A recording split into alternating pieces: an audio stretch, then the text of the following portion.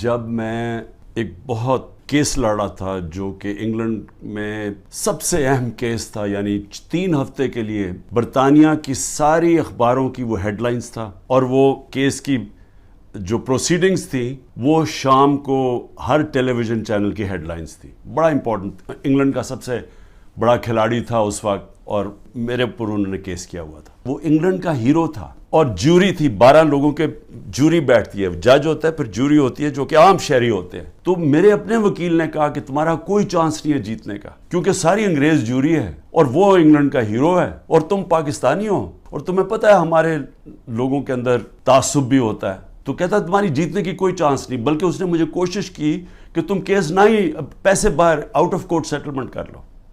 لیکن میں نے کہا میں حق پہ کھڑا ہوں، میں لڑوں گا کیس. اس نے کہا تمہاری صرف 20% چانس ہے، اور یہ یاد رکھیں کہ اگر وہ میں کیس ہار جاتا تو یہ جو میں نے اپنا لنڈن کا فلیٹ بیچ کے میں یہ بنی گالا کا گھر بنایا، یہ سارا کچھ ہی چلا جاتا، کیونکہ وہ اتنا زیادہ اس کا خرچہ آتا ہے. نبی صلی اللہ علیہ وسلم نے اس لیے کہا تھا کہ وہ قومیں تباہ ہو جاتی ہیں. یہ یاد رکھیں کہ ہم تباہی کی طرف جا رہے ہیں، کیونکہ طاقتور آج قانون سے اوپر ہے. میرے بھی بڑا آسان ہے، اگر میں دنیا میں باہر جاؤں تو میں جا سکتا ہوں، میرے لیے تو عمران خان کے لیے دروازے کھلے ہیں. لیکن عام لوگوں کی میں آج بات کر رہا ہوں، آپ جب سب سن رہے ہیں کتنے لوگ آپ باہر چلے جائیں گے. تو یہ تو وہ میرے نبی نے جو 1500 سال پہلے کہا، ہم تو وہ تیزی سے ادھر جا رہے ہیں. تو آج خواجہ آصف کا بیان آ گیا کہ 1 سال، ابھی 1 سال میری گورنمنٹ کو نہیں ہوا تھا، وہ کہتا تب سے سوچ رہا تھا کہ اس کو گرانے کا. بھئی تمہیں اس کی حیثیت کیا تھی؟ الیکٹ کر کے میں آیا ہوں، پبلک کے ووٹ سے میں آیا ہوں، ذمہ داری میری ہے، لیکن اس نے فیصلہ کر لیا.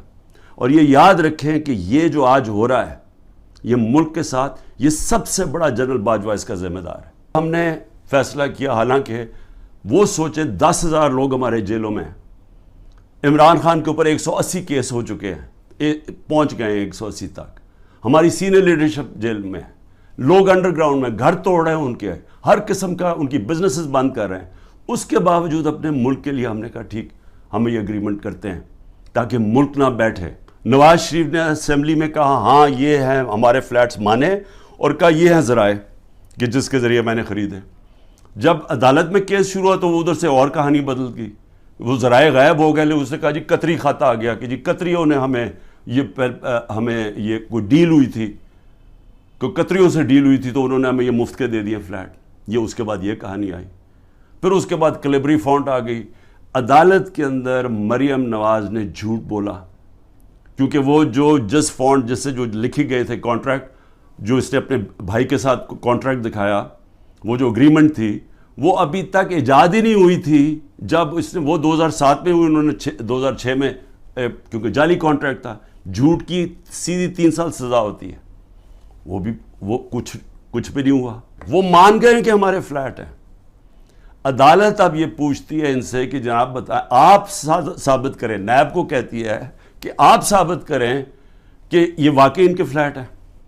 وہ رہ رہے ہیں وہاں 30 سال سے یا 25 سال سے، وہ مان گئے ہمارے فلیٹ ہے، لیکن عدالت کہتی ہے نیب کو کہ آپ ثابت کریں کہ کیا واقعی ان کے فلیٹ ہے. شہباز شریف کیس سے کیسے نکلا؟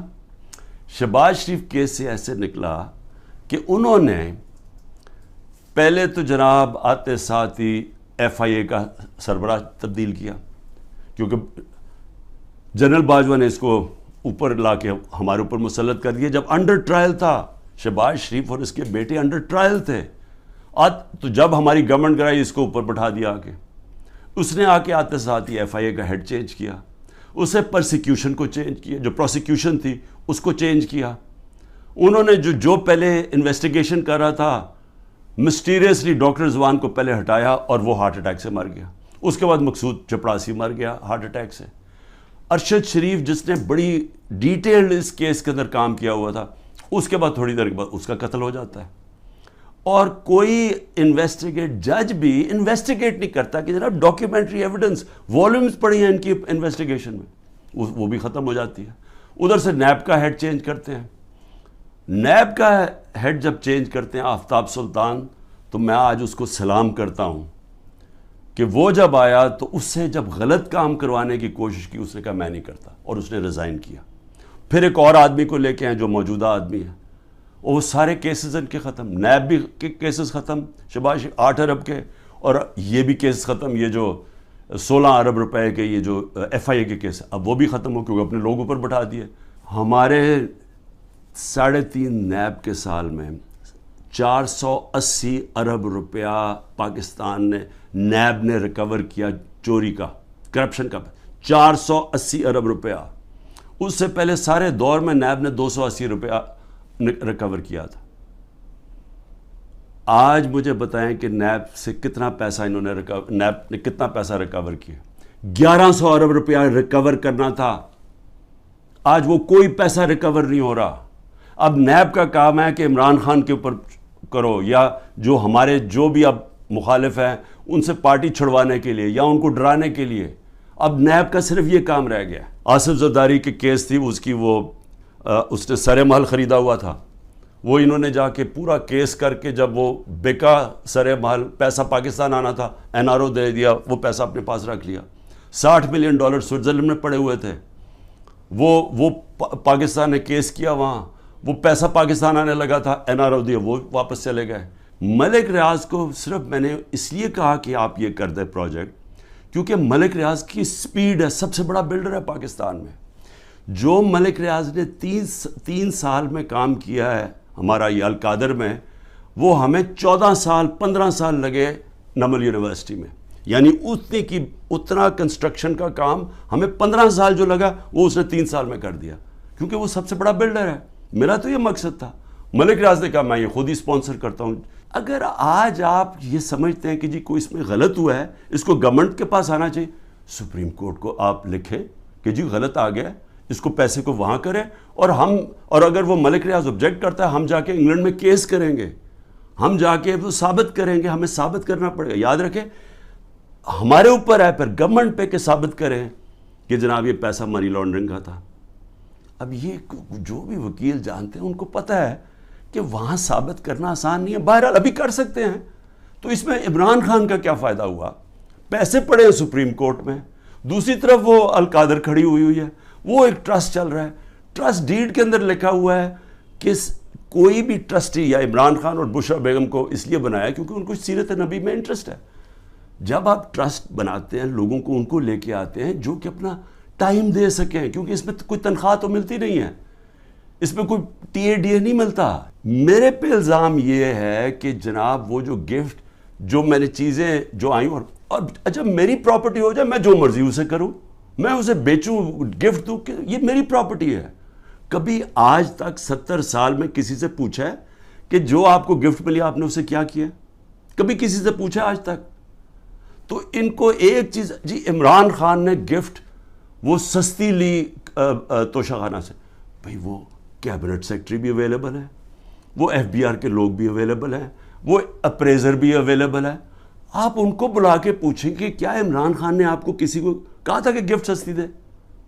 میں چیلنج کرتا ہوں، مجھے کوئی ایک آدمی ملٹری سیکٹری کے تھرو گیا، کوئی مجھے بتائے کہ کیا میں نے کبھی کسی کو کہا ہے کہ مجھے کم قیمت پہ دو. اگر کسی کو پکڑنا ہے توشہ خانہ کیس میں تو اس میں مریم نواز پکڑی جاتی ہے، نواز شریف پکڑا جاتا ہے اور آصف زرداری، کیونکہ انہوں نے وہاں سے مہنگی گاڑیاں توشہ خانہ میں سے انہوں نے وہ گاڑیاں خریدی اور سستے قیمت پہ وہ خرید سکتے ہی نہیں تھے کیونکہ توشہ خانہ میں گاڑی آپ نہیں لے سکتے. مجھے بھی گاڑی ایک ملی تھی، آپ گاڑی قانون کے مطابق نہیں لے سکتے. ان تینوں نے بھی گاڑی، اس نے زرداری نے 3 گاڑیاں نکالی، نواز شریف نے ایک مہنگی گاڑی پہلے 9 سال چلائی اور اس کے بعد جا کے جب یہ یوسف رضا ہے تب اس نے ڈکلیئر کی اور اس کی پھر ایک قیمت ادا کی. اور مریم نواز نے ڈکلیئر ہی نہیں کی توشہ خانہ میں ایک گاڑی جو کہ ابو دھابی سے رائل فیملی سے ملی اور وہ اس نے جا کے پھر آگے بیچ دی. میرے پر ایک کیس ہے جی کہ میری بہن کو میں نے انفلوئنس کر کے ایک 6 ارب کی زمین دلوا دی صرف 6 کروڑ میں، اور 6 ارب کی اس لیے کیونکہ وہاں کو نہر لگنی تھی تو اس سے اس کی قیمت اوپر چلی جانی تھی. اور میں نے زبردستی لوگوں سے کہا کہ کیونکہ میں پرائم منسٹر تھا، میں نے زبردستی کہا کہ وہ کسانوں سے اسے زمین دلوا دی. اب یہ اتنے ڈفرز ہیں، ان کو یہی نہیں پتا کہ جو میری بہن نے پیسے دیے وہ چیک سے دیے ہوئے پیسے. چیک 25 اپریل کو 2022 کو ایک چیک دیا گیا ہے اور 2 جون 2022 کو دوسرا چیک دیا گیا ہے. عمران خان 9 اپریل کو پرائم منسٹر ہٹ چکا تھا، تو میں نے کیسے انفلوئنس کیا وہ کسانوں کو؟ اگر یہ ہے میرے اوپر کرپشن کے کیسز، باقاعدہ ڈیمونسٹریشن ہوتی ہے اس وکیل کے خلاف کہ اس نے ہمارا قتل کروایا ہے، عدالت کو وہی وکیل جا کے کہتا ہے کہ میرے کیسز سبی میں نہ لگاؤ، یہاں لگاؤ کیونکہ ہماری دشمنیاں ہیں، اس کا قتل میرے پہ ڈال کے اور ایف آئی آر کٹ جاتی ہے 302 کی، اور کہتے ہیں جی آپ کوٹا جا کے اپیئر کریں۔ اور پھر اس سے پہلے ضلع شاہ کا جب 8 مارچ کو قتل ہوتا ہے پولیس کسٹڈی میں، میرے اوپر پھر قتل کا کیس ڈال دیتے ہیں، میں گھر میں بیٹھا ہوا ہوں، مجھے پتہ ہی نہیں کیا ہو رہا، کیونکہ یہاں ٹیئر گیسنگ چل رہی تھی اس دن، کیونکہ ہم اپنی ریلی نکالنے لگے، پتہ چلا جناب ایک دم 144 پولیس نے لگا کے تو ریلی روک دی ہے، تو میں اندر بیٹھا ہوں، میرے اوپر 302 کا قتل کا کیس ہو جاتا ہے۔ 3 دن کے بعد جب ضلع شاہ کا پوسٹ مارٹم ہوتا ہے اور پتہ چلتا ہے کہ 26 جگہ اس کے اوپر تشدد کر کے اس کو قتل کیا، اب اس کے بعد پولیس پھنس جاتی ہے، پھر کیا کرتی ہے؟ نہیں جی وہ ایکسیڈنٹ ہوا ہے، اور ایکسیڈنٹ میں بھی پھر مجھے بات ہے کہ جی میں نے کوئی انفارمیشن نہیں دی، ایک اور ایف آئی آر کٹ جاتی ہے۔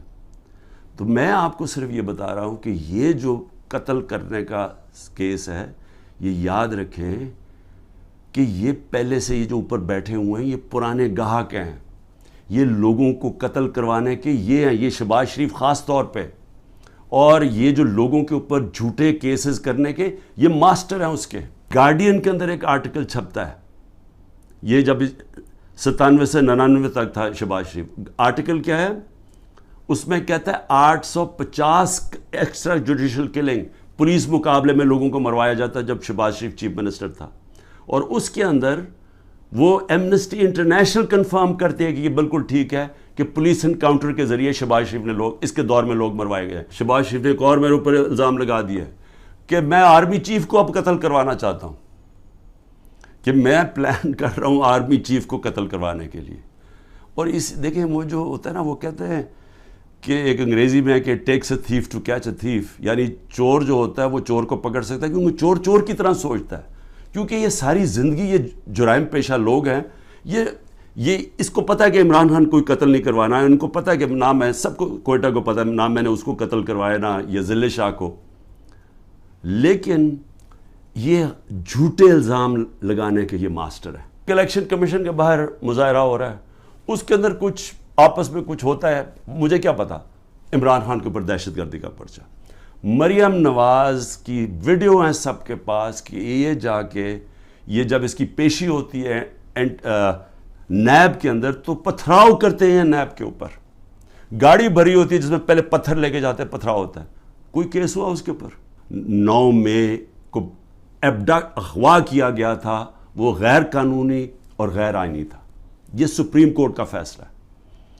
اب مظلوم میں ہوں، مجھے اٹھایا جا رہا ہے ایک دہشت گرد، ایک مجرم کی طرح، وہاں سے ڈنڈے مار کے، رینجرز نہیں کمانڈوز تھے، کیونکہ جو میرے 4-5 کمانڈوز تھے ان کو وہ تو ایک دم پہچان گئے کمانڈوز تھے، کمانڈو ایکشن میں جو مجھے وہاں سے اٹھایا گیا۔ میں سوال یہ پوچھتا ہوں کہ کس پاکستان کے پولیٹیکل لیڈر کو اس طرح کی اس کو ذلیل کیا گیا؟ بس جناب فوج کے خلاف کچھ ہو گیا، شہدا کے خلاف کچھ ہو گیا، اس کو اس مد میں ڈال کے کہ وہ بات نہیں کرتا کہ وہاں گولیاں چلائیں گئی، نہتے لوگوں کو مارا گیا۔ میں تو جب چیف جسٹس کے وہاں سامنے ہوا، انہوں نے بتایا کہ جی میں نے کہا میں سخت مذمت کرتا ہوں، 27 سال سے میں نے لوگوں کو کہا ہوا ہے کہ قانون کے بیچ میں رہ کے ہم نے ہمیشہ، اور رہے قانون کے بیچ میں، ہمیشہ احتجاج ہم نے قانون کے بیچ میں کیا۔ ہم نے جب 126 دن کا دھرنا دیا، مجھے بتائیں پاکستان کی تاریخ کا سب سے بڑا وہ ہمارا پروٹیسٹ تھا، کیا ہوا؟ کیا لڑائی؟ کوئی لڑائی ہوئی؟ کوئی لوگوں کو مارا دھاڑا؟ ساری دنیا آتی تھی، پروٹیسٹ کر کے چلی جاتی تھی۔ میں چیلنج کرتا ہوں کہ یہ جو ہوا ہے کور کمانڈر کا گھر، اس کے اوپر صحیح انویسٹیگیشن ہو، آپ کو پتہ چلے گا کہ پیچھے کتنی بڑی سازش ہوئی ہے، جو لوگوں کو جیلوں میں ڈالا، جو کر رہے ہیں لوگوں سے، یعنی میں کبھی نہیں سمجھتا تھا کہ یہ ملک اتنا نیچے چلا جائے گا، کہ ہماری اخلاقیات اتنی گر جائیں گی۔ نبی صلی اللہ علیہ وسلم جب جنگ بھی جانے سے پہلے کہتے تھے، نہ تم نے عورتوں کو مخالف دشمنوں کی، نہ عورتوں کو، نہ بچوں کو، نہ بوڑھوں کو، نہ درخت کاٹتے ہیں. یعنی اتنا دشمنوں کے خلاف تھا. جو ہمارے ساتھ ہو رہا ہے، اور نہ عورتیں دیکھتے ہیں، نہ بچے دیکھتے ہیں، نہ ان کی بزنسز دیکھتے ہیں. جس طرح کا ان کے رشتہ دار، ان کے جاننے والے سب کے اوپر پہنچ جاتے ہیں. یعنی ایسی کبھی میں نے اس طرح کا ظلم نہیں دیکھا جو ہمارے خلاف اس وقت ہو رہا ہے. اور آڑ کس کی لے رہے ہیں؟ جناب بہت بڑا ظلم کر دیا ہم نے 9 مئی کو. تو 9 مئی کو جو میرے سے ظلم ہوا، جو شروع ہی ہوا، جس کی وجہ سے سارا کچھ ریاکشن ہوا، اس کے اوپر تو کوئی انکوائری بھی نہیں ہوئی. ہر دوسرے دن ایک نیا دہشت گردی کا کیس بن جاتا، جو 180 تک پہنچ چکا ہوں. اور یہ اب ممکن ہی نہیں ہے میرے لیے کہ میں ساری جگہ بھاگا پھروں. کوئی میاں والی میں کیس ہے، فیصل آباد میں کیس، جدھر جی وہ 9 مئی کا بنا کے جس کو کیسز ہے. تو کوشش کر رہا ہوں، ملک سے تو نہیں بھاگوں گا. ہو سکے گا کہ ایک وقت ایسا آئے گا کہ میں یہ نہیں کر سکوں اور جیل میں ڈال دیں گے. ڈال دے، تیار ہوں میں جیل کے لیے. 14 مئی کو جب ہم دیکھ رہے ہیں کہ الیکشن نہیں کرنے جا رہے، تو ہم 6 مئی کو اپنی آئین کے لیے، کیونکہ آئینی طور پہ ان کو الیکشن کروانا چاہیے تھا 14 مئی کو. جب آئینی طور پہ الیکشن نہیں کر رہے تو ہمیں کیا پتہ چلتا ہے کہ جی ایک دم اسلام آباد میں ہم ریلیز نکال رہے ہیں. سارے ملک میں ریلیز نکل رہی ہیں. اسلام آباد میں ریلی نکلتی ہے 144 عمران خان کے اوپر، یہاں کیس ہو جاتا ہے.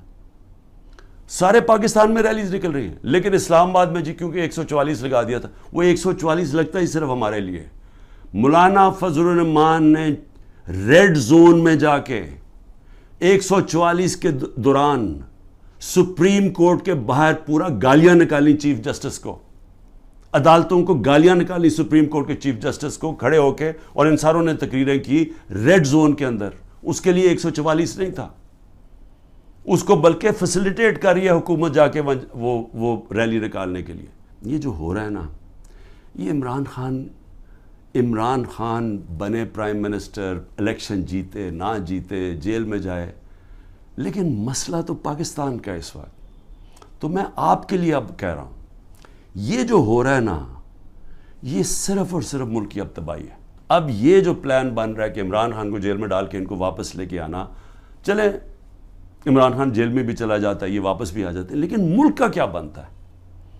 میں یہ سوال پوچھ رہا ہوں کہ ملک کا جو حالات ہیں، یہ جو جنرل باجوہ نے یہ انجینئرنگ کر کے ان کو اوپر بٹھایا ہے، کیا ملک بچ جائے گا ایسے؟ ہمارا جو آخری سال تھا 8.7 ارب ڈالر کا ہمارا ڈالر انکم میں اضافہ ہوا تھا، ایکسپورٹس میں اور ریمیٹنسز میں 8.7 ارب ڈالر کا اضافہ ہوا تھا. اس سال جب سے یہ جنرل باجوہ کے یہ تحفے آئے ہیں، انہوں نے ایک سال کے اندر 8.5 ارب ڈالر کی کمی کی ہے ریمیٹنسز اور ایکسپورٹس میں. جو لوگ یہ سارے لگے ہوئے ہیں اور نیب میں بیٹھے ہیں، ایف آئی اے میں بیٹھے ہیں، پولیس میں بیٹھے ہیں، جو تنخواہ دار لوگ ہیں، میں ساروں کو آج کہہ رہا ہوں کہ دیکھیں آپ اللہ کو جواب دیں.